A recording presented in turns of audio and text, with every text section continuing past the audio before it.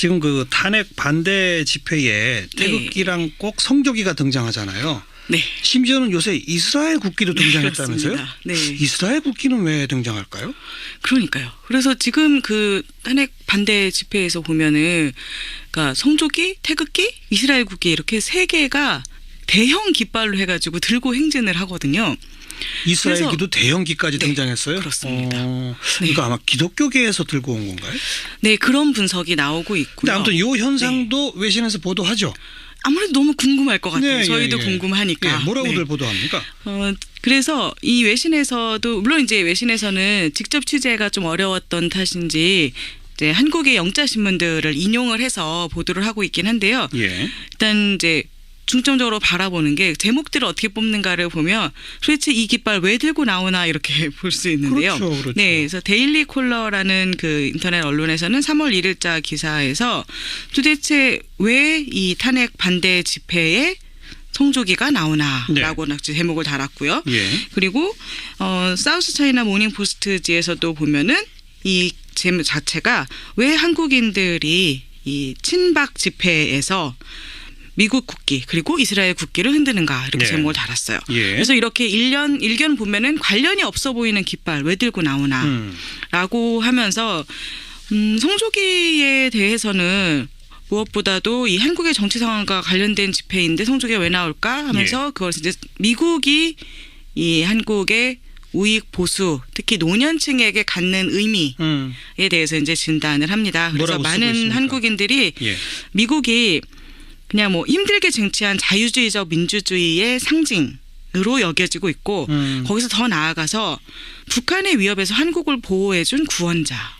이렇게 여겨지고 있다는 우리나라 거죠. 구해준 것은 미국이다. 이거? 네, 그렇습니다. 그래서 이 이제 데일리 콜러지 같은 경우는 코리아 헤럴드에서 나왔던 인터뷰 기사를 그대로 가져다가 이제 인용을 하는데요. 그러니까 이제 여기에서 이제 한국 전쟁 중에 태어났다는 한 노인이 얘기할 때 너무 가난하고 먹을 것이 하나도 없었는데 그 어려운 시절 우리나라를 도와 민주주의를 세우고 부유하게 해준 것이 미국과 백인들이다. 라고 했던 이런 거를 소개를 하는 거죠. 그리고 한국의 보수주의자들이 이제 그 진보주의 또는 자유주의자들에 대해서 군사 행동보다 협상과 포용을 선호한다라는 이유로 친북으로 보고 있다라고 이야기를 하면서 그렇기 때문에 성조기를 들고 다니는 사람들 중 일부는 동시에 종북 척결 편말을 들고 있다. 연결되는 연결하는 거죠. 그리고 이제 한국 진보주의자들이 상대적으로 한미 동맹을 중시하지 않는다라고 이 보수 세력에서는 인식하고 있다라고 하는 건데요. 근데 이런 그 기사를 이렇게 분석을 하면서 거기에서 더 나아가서 그런데 이 사람들의 생각은 잘못된 부분이 많다. 그렇게까지 얘기를 합니다. 뭐가 잘못됐다고 지적하나요? 그래서 예를 들면 이제 그 진보주의자들이 주한미군 철수, 사드 배치 철회 요구하고 있다고 보수 세력에서는 이야기를 하고 있는데 이것은 잘못 생각하고 있는 것이다. 뭐 일부 진보주의자들이 이 주한미군 철수, 사드 배치 철회 요구하는 건 맞죠. 그렇죠. 그런데 이것이 그냥 일방적으로 정치인들, 시민들에 대해서 친북이라고 부르면서 얘기하고 있는 그 분노, 공포 이런 것들이 대부분 이제 부정확한 정보에 의거한 부분이 있다라고 이제 지적을 하는 건데요. 그러니까 북과의 대화와 협상을 지지해왔던 것은 사실인데 이 진보 세력에서 그런데 지금 예를 들면 사드 배치 문제 등과 관련해서 뭐 대표적으로 이제 뭐 문재인이 대통령이 되면은 주한미군 철수하고 북한은 제일 먼저 방문할 것이고 사드 배치 철회할 것이다라고 이 보수 집회에 참가한 사람들이 이야기를 하고 있는데 그런데 문재인은 사실상 사드 배치에 대해서 공식적으로 반대하지 않고 있다. 이렇게 이제 덧붙이는 식으로 설명을 하는 겁니다. 그래서 지금까지 공식적 입장은 차기 정부에서 재검토 여기까지죠. 그리고 북한은 제일 먼저 가겠다는 말은 했죠. 하지만 미군 철수는 반대죠. 그래서 그런 부분들에 대해서 이것들이 이제 약간 부정확한 정보들인데 그게 그냥 뭉뚱그려져서 이렇게 나오고 있다라고 지적을 하고 있고요. 근데 이제 앞에서 말씀하셨던 것처럼 도대체 성조기는 알겠는데 그럼 이런 분위기를 보면 성조기를 알겠는데 이스라엘 국기는 도대체 무슨 관계가 있나라고 할 텐데요. 여기에 대해서 이제 그 사우스 차이나 모닝 포스트에서 나온 기사의 분석에 따르면 신실한 기독교인이라고 스스로를 칭하는 사람들이 자신들의 신앙을 상징한다는 의미로 나무 십자가와 이스라엘 국기를 들고 나온다라는 거죠. 예. 그런데 물론 이제 여기에 대해서 비판하는 입장, 당연히 이런 모습이 미국과 이스라엘에 대해서는 물론 기독교에 대한 오해를 불러일으킬 뿐이다라는 비판이 있다라고 지적을 하고 있습니다. 네. 그런데 이런 상황에 대해서 지금 뭐 미국 대사관, 이스라엘 대사관은 아직 아무런 입장 표명을 하지 않고 있다고 합니다. 네. 그래요. 성조기를 들고 오시는 분들은 대부분 노년층 뭐 이런 그렇습니다. 분석도 나오죠. 네, 그래서 대부분 이제 이 보수 집회에 나오는 사람들이 대부분이 60대 이상이다. 그리고 그 중에 일부는 참전 군인 출신이다. 네. 이런 이야기들을 다 덧붙이고 있습니다. 그분들은 이 가난하고 패망 직전의 나라를 네. 구해준 은인으로 미국을 생각하고 네. 지금 이른바 자유주의자, 진보주의자 다 통틀어서 친북, 종북 이렇게 그렇죠. 매도하고 뭐 이런 네. 식의 기사로군요. 네, 그래서 일방적으로 이렇게 분류하는 모습에 대해서 좀 경각심을 불러일으켜야 되는 이런 느낌을 받을 수 있고요.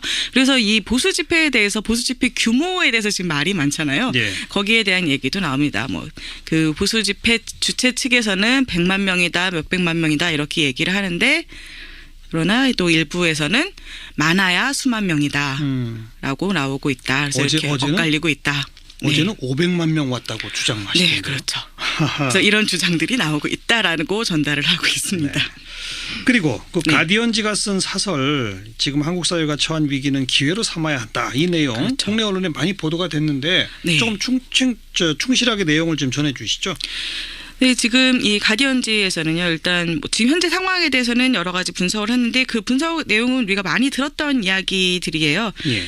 그러니까 박근혜 대통령이 사실상 한편으로는 군부 독재자였던 아버지 박정희에 대한 그 노년층의 좋은 감정 이게 여전히 남아 있어서 그 덕분에 권력을 잡은 면이 있다. 예. 그렇지만 박근혜 대통령이 이제 그 정권을 잡고 나서는 경제 민주화 약속했었고 또 재벌 길들이기를 약속을 했었는데 예. 오히려 그렇게 간 것이 아니라 규제 완화를 추구했고 노조를 탄압했고 언론과 예술인들을 탄압했다. 예. 이렇게 정리를 하고 있고요.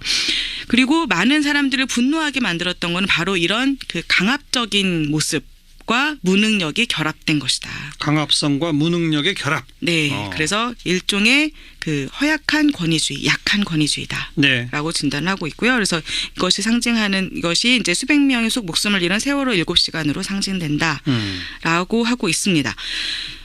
그런데 지금 이런 상황에서 하지만 좋은 뉴스도 있다라고 가디언즈가 얘기를 하는데요. 예. 그러니까 30년 만에 이 권위주의 국가에서 민주화를 이뤄냈고 언론이 뒤늦게나마 이 스캔들을 밝혀냈고 예. 국회는 대통령을 탄핵했고 예. 법원은 법을 바탕으로 해서 박근혜 대통령의 미래를 지금 판단하고 있고 그리고 수백만 명이 평화적으로 행진하면서 저항을 하고 있고 네.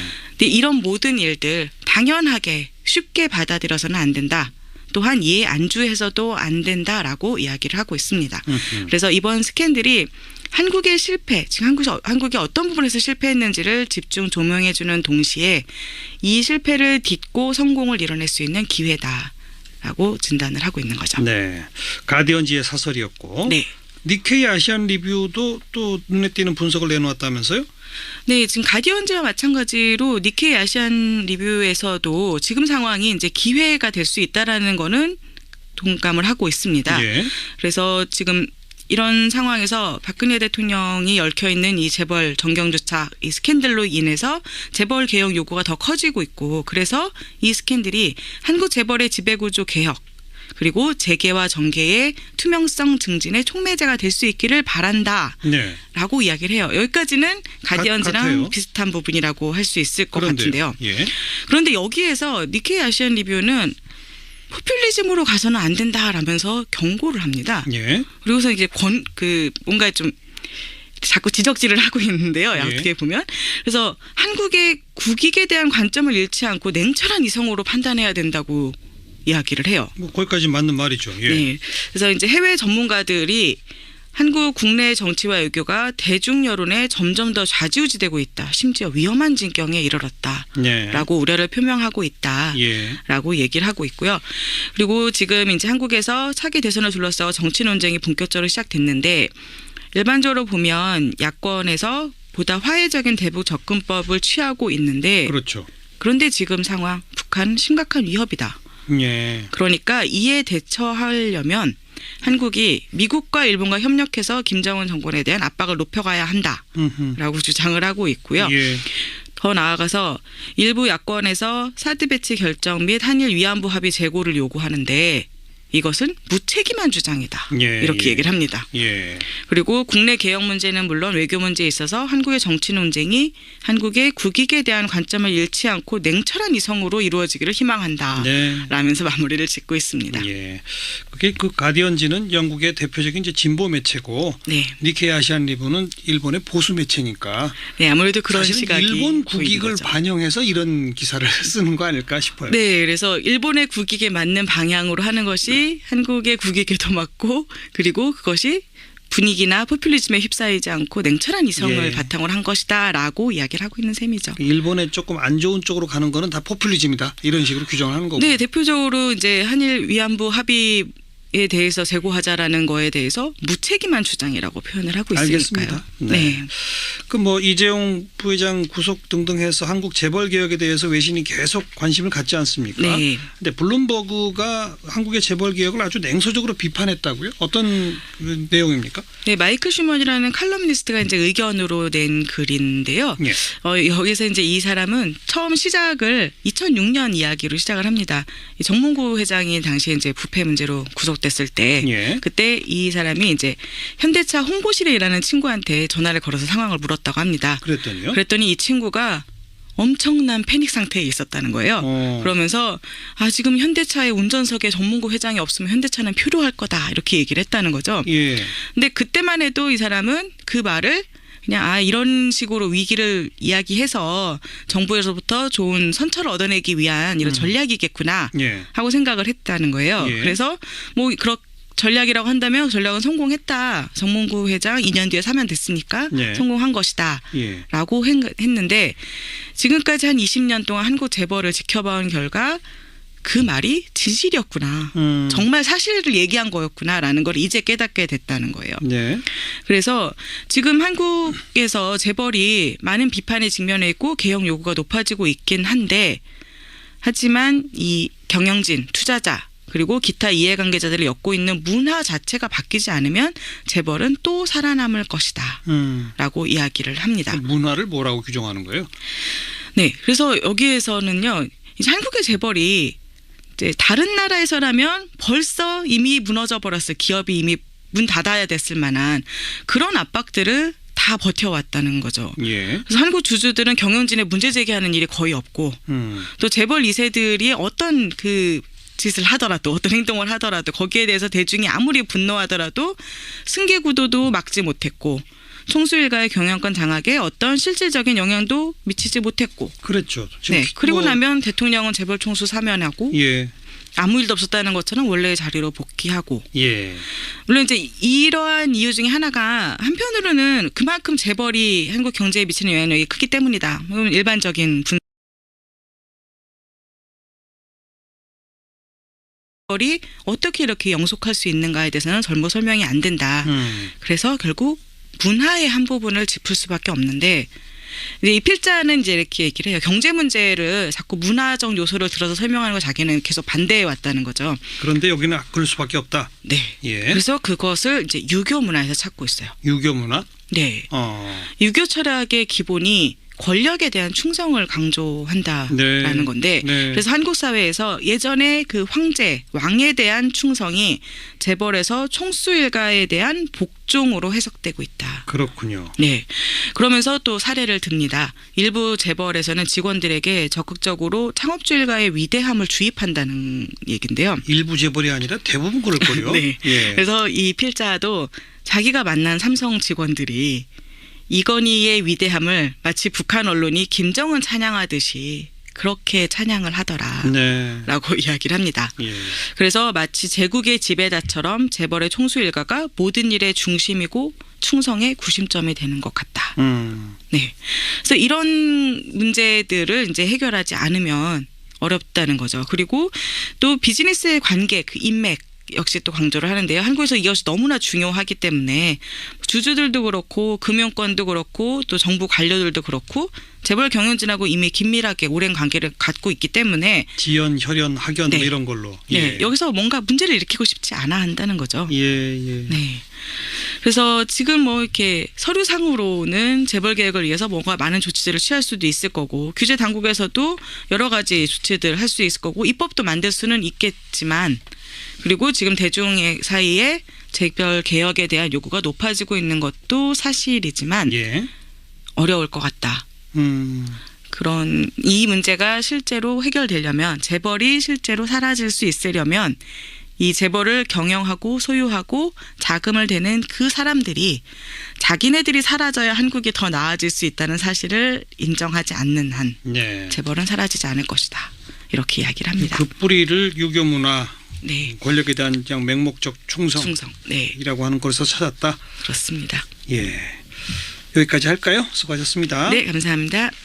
오늘 직접 취재가 좀 어려웠던 탓인지 이제 한국의 영자 신문들을 인용을 해서 보도를 하고 있긴 한데요. 예. 일단 이제 중점적으로 바라보는 게 제목들을 어떻게 뽑는가를 보면 도대체 이 깃발 왜 들고 나오나 이렇게 볼 수 있는데요. 그렇죠. 네, 그래서 데일리 콜러라는 그 인터넷 언론에서는 3월 1일자 기사에서 도대체 왜 이 탄핵 반대 집회에 성조기가 나오나라고 제목을 달았고요. 예. 그리고 사우스 차이나 모닝 포스트지에서도 보면은 이 제목 자체가 왜 한국인들이 이 친박 집회에서 미국 국기 그리고 이스라엘 국기를 흔드는가 이렇게 네. 제목을 달았어요. 예. 그래서 이렇게 일견 보면은 관련이 없어 보이는 깃발 왜 들고 나오나라고 하면서 성조기에 대해서는 무엇보다도 이 한국의 정치 상황과 관련된 집회인데 성조기가 왜 나올까 하면서 그걸 이제 미국이 이 한국의 우익 보수 특히 노년층에게 갖는 의미에 대해서 이제 진단을 합니다. 그래서 많은 한국인들이 예.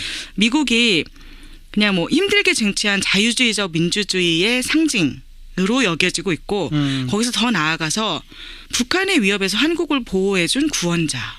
네, 이렇게 여겨지고 있다는 우리나라 거죠. 구해준 것은 미국이다. 이거. 네, 그렇습니다. 예. 그래서 이 이제 데일리 콜러지 같은 경우는 코리아 헤럴드에서 나왔던 인터뷰 기사를 그대로 가져다가 이제 인용을 하는데요. 예. 그러니까 이제 여기에서 이제 한국 전쟁 중에 태어났다는 한 노인이 얘기할 때 너무 가난하고 먹을 것이 하나도 없었는데 그 어려운 시절 우리나라를 도와 민주주의를 세우고 부유하게 해준 것이 미국과 백인들이다. 네. 라고 했던 이런 거를 소개를 하는 거죠. 예. 그리고 한국의 보수주의자들이 이제 그 진보주의 또는 자유주의자들에 대해서 군사 행동보다 협상과 포용을 선호한다라는 이유로 친북으로 보고 있다라고 네. 이야기를 하면서 그렇기 때문에 지금 그 탄핵 반대 집회에 태극기랑 꼭 성조기가 등장하잖아요. 네. 심지어는 요새 이스라엘 국기도 등장했다면서요? 그렇습니다. 네. 이스라엘 국기는 왜 등장할까요? 그러니까요. 그래서 지금 그 탄핵 반대 집회에서 보면은 그러니까 성조기, 태극기, 이스라엘 국기 이렇게 세 개가 대형 깃발로 해가지고 들고 행진을 하거든요. 이스라엘기도 대형기까지 네, 등장했어요? 그렇습니다. 그러니까 아마 기독교계에서 들고 온 건가요? 네, 그런 분석이 나오고 있고요. 근데 아무튼 이 현상도 외신에서 보도하죠. 아무래도 너무 궁금할 것 같아요. 네, 저희도 예. 궁금하니까. 예, 뭐라고들 보도합니까? 그래서 이 외신에서도 물론 이제 외신에서 성조기를 들고 다니는 사람들 중 일부는 동시에 종북 척결 편말을 들고 있다. 네, 연결되는 거죠. 연결하는 거죠. 예. 네. 그리고 이제 한국 진보주의자들이 상대적으로 한미 동맹을 중시하지 않는다라고 이 보수 세력에서는 인식하고 있다라고 네. 하는 건데요. 근데 이런 그 기사를 이렇게 분석을 하면서 거기에서 더 나아가서 그런데 이 사람들의 생각은 잘못된 부분이 많다. 그렇게까지 얘기를 합니다. 예. 뭐가 잘못됐다고 그래서 지적하나요? 예를 들면 이제 그 진보주의자들이 주한미군 철수, 사드 배치 철회 요구하고 있다고 보수 세력에서는 이야기를 하고 있는데 예. 이것은 잘못 생각하고 있는 것이다.